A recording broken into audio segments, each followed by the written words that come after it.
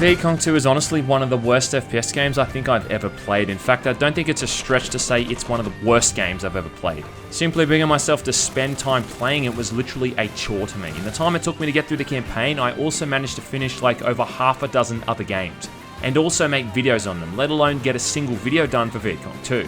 Which is why I had to get my boy Salokin Sekwah to actually come in and give me a hand. Thanks, man.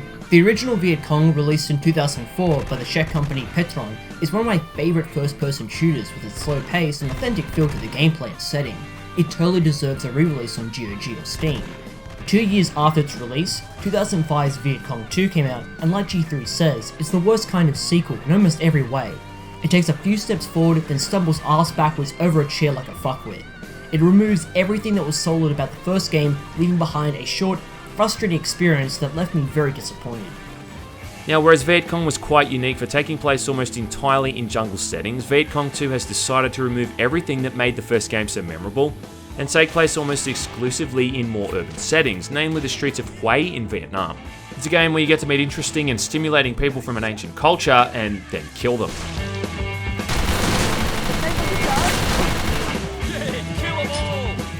The historical setting of the Tet Offensive is a great idea, however. You play as Daniel Boone, a MACV soldier advising of the year's celebrations. You're soon caught up in the first barrage of NVA and VC attacks that almost overwhelm you before you and your troops start pushing back and retake the city. Vietcong 2 goes for a more grounded, gritty approach with plenty of violence, barbarism, and racial slurs. Why you have to leave, GI? Please come soon, big GI. You number one, take care, my GI. The game begins with you waking up in a brothel packed with Australian, American, and Vietnamese troops chewing the fat. It's a nice orientation point for the player. It's just a shame that nothing like it ever happens again. Your squad's been simplified a bit down to 3 teammates from the original 5. You've got Stone the gunner, Dutch the engineer, and then old mate Cobber the medic. G'day, Dan. How's it going? Hey, Cobber. However, only really Dutch and Cobber serve any use, with Dutch being able to give you ammo and Cobber being able to heal you. Gone are the point man and the radio man, whose usefulness isn't really needed in the narrow streets of Hue, where navigation is often little more than just moving in a single straightforward direction. You're okay. It's just a scratch. I'm fucking glad you're okay. You can give your squad orders to move to specific points, but there's no real point to doing this because having them follow you around is just much easier than trying to micromanage them. And even if they're killed, they get back up quickly enough, none the worse for wear. Most objectives of the game involve clearing streets of enemies alongside your allies, with occasional set-piece battles like at a bridge, church, or castle. Vietcong 2 opts for more interiors and narrow alleys, rather than sprawling hills and ravines. This affects the shooting, which is a lot closer and frequent in ferocity than the original. It plays out like similar games of the era. You peer around corners, popping off dudes with iron sights before moving up.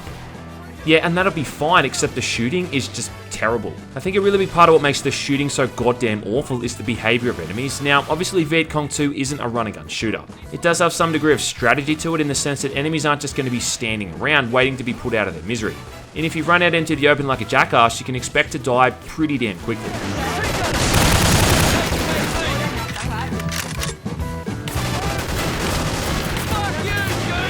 What they do instead is just hide behind cover and pop out periodically to take pot shots at you before popping back into cover. And what this means is that quite often you're just sitting there hovering your crosshair above a spot where an enemy is taking cover, waiting for him to stick his head out for that split second so you can deal the killing blow.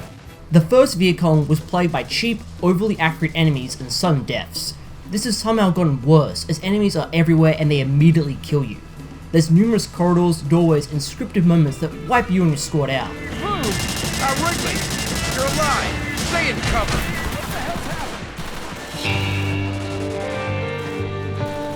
Yeah, it's just simply not fun or enjoyable in any sense of the word, and the fact that like 90% of the shooting plays out like this means the core mechanic of it is just sorely lacking.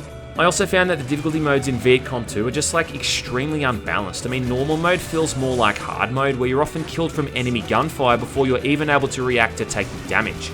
And yet on the easy mode, the game just loses challenge entirely. I don't mind dying in the game over and over if I can identify what's killing me and learn from my mistakes. But Vietcong 2 is one of those games where you're just moving around and then you get killed and often have no clue what the hell it was that got you, which just makes it annoying.